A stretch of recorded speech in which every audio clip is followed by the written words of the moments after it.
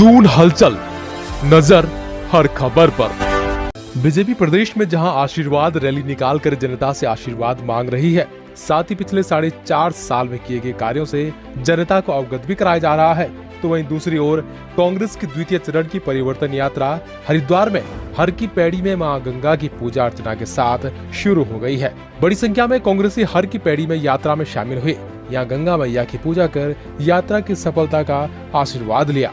प्रदेश प्रवक्ता गरिमा दशोनी ने बताया कि यात्रा के प्रथम चरण में उमड़ा अपार जन सैलाब से कांग्रेस में काफी उत्साह है।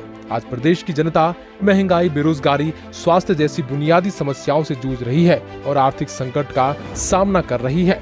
दसोनी ने बीजेपी पर हमला बोलते हुए कहा कि कोरोना वैश्विक महामारी के दौरान प्रदेश की भाजपा सरकार हर मोर्चे पर विफल रही, जिससे जनता में काफी रोष है और परिवर्तन का मन बना चुकी है। दसोनी ने कहा कि परिवर्तन यात्रा का असली मकसद जनता से संवाद करना और बीजेपी के 4.5 साल के कुशासन से उन्हें अवगत कराना कि किस तरह से बीजेपी ने प्रदेश को भ्रष्टाचार, महंगाई और बेरोजगारी की चक्की में पिसा है।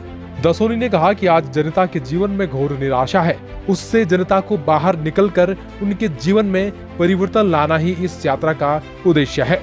वहीं कांग्रेस कार्यकाल में शुरू की गई जनहित योजनाओं को जनता से रूबरू कराना भी यात्रा का एक बड़ा उद्देश्य है।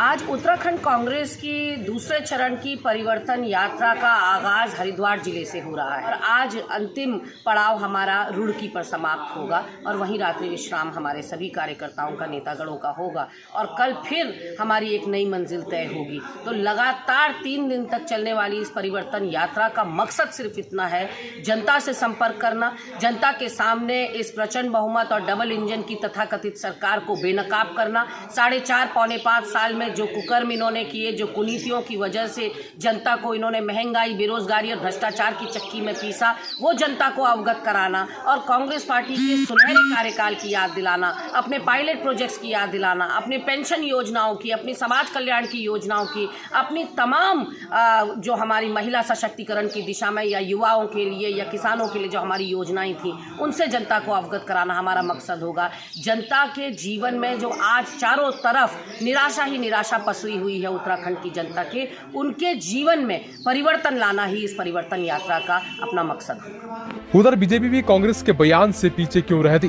बीजेपी के प्रदेश प्रवक्ता सादाब शम्स ने पलटवार किया और चुटकी लेते हुए कहा कि कांग्रेस की परिवर्तन यात्रा बीजेपी के लिए शुभ साबित हो रही है। कांग्रेस की परिवर्तन यात्रा से उनके नेताओं का हृदय परिवर्तन हो रहा है और वह भाजपा में शामिल हो रहे हैं। आगे भी कांग्रेस के बहुत से लोग भाजपा में शामिल होंगे।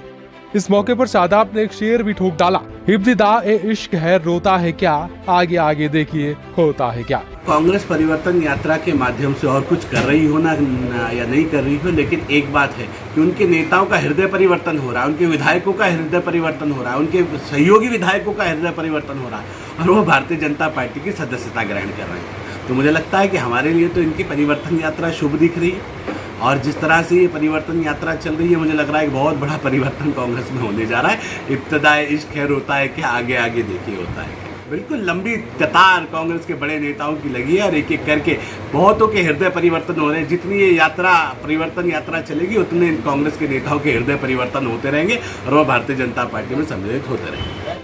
अब बीजेपी की आशीर्वाद रैली हो या फिर कांग्रेस की परिवर्तन यात्रा, इन दोनों का असर जनता पर कितना पड़ता है, ये तो आने वाला समय ही बताएगा और 2022 का ताज किसके सिर चढ़ता है, ये देखना दिलचस्प होगा।